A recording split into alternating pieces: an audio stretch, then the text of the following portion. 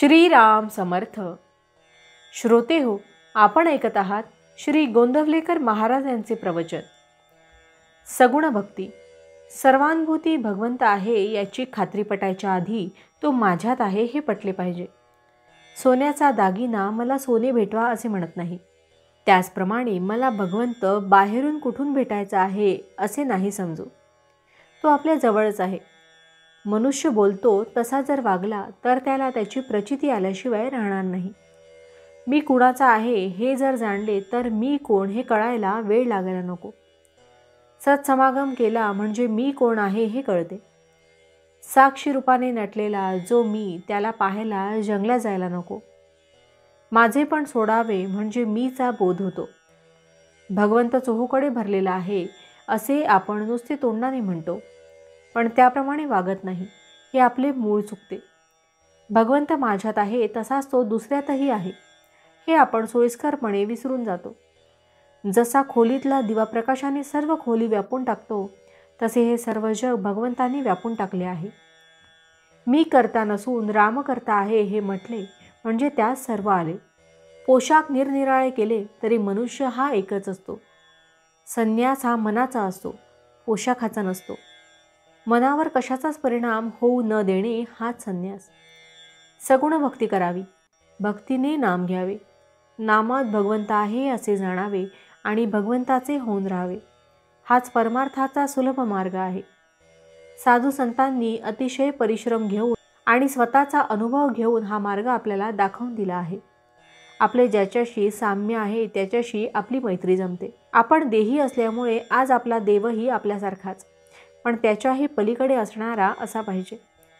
अशा प्रकारचा देव म्हणजे सगुण मूर्ती होय. लहान मुलगा एखाद्या वस्तूसाठी हट्ट करू लागला की आपण त्याच्या पुढे त्या वस्तूसारख्या इतर पण बाधक नसणाऱ्या वस्तू टाकतो. त्याचप्रमाणे सगुणोपासनेचा परिणाम होतो.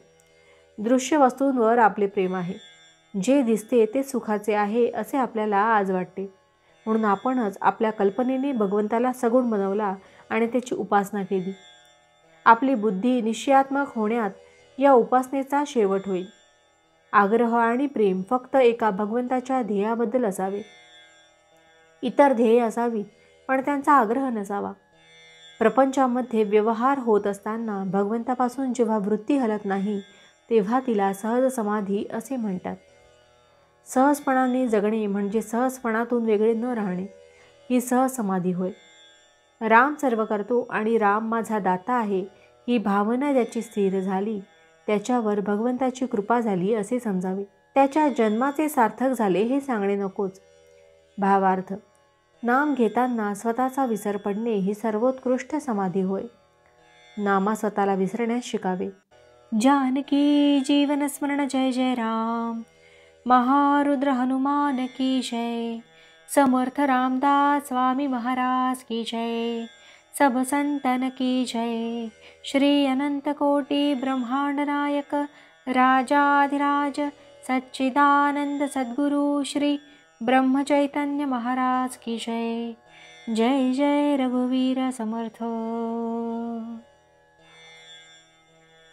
आता आपण 13 वेळा नामस्मरण करूया.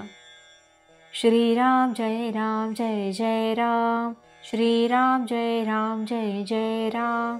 श्रीराम जय राम जय जय राम. श्रीराम जय राम जय जय राम. श्रीराम जय राम जय जय राम. श्रीराम जय राम जय जय राम. श्रीराम जय राम जय जय राम. श्रीराम जय राम जय जय राम. श्रीराम जय राम जय जय राम. श्रीराम जय राम जय जय राम. श्रीराम जय राम जय जय राम. श्रीराम जय राम जय जय राम. श्रीराम जय राम जय जय राम. जय श्रीराम.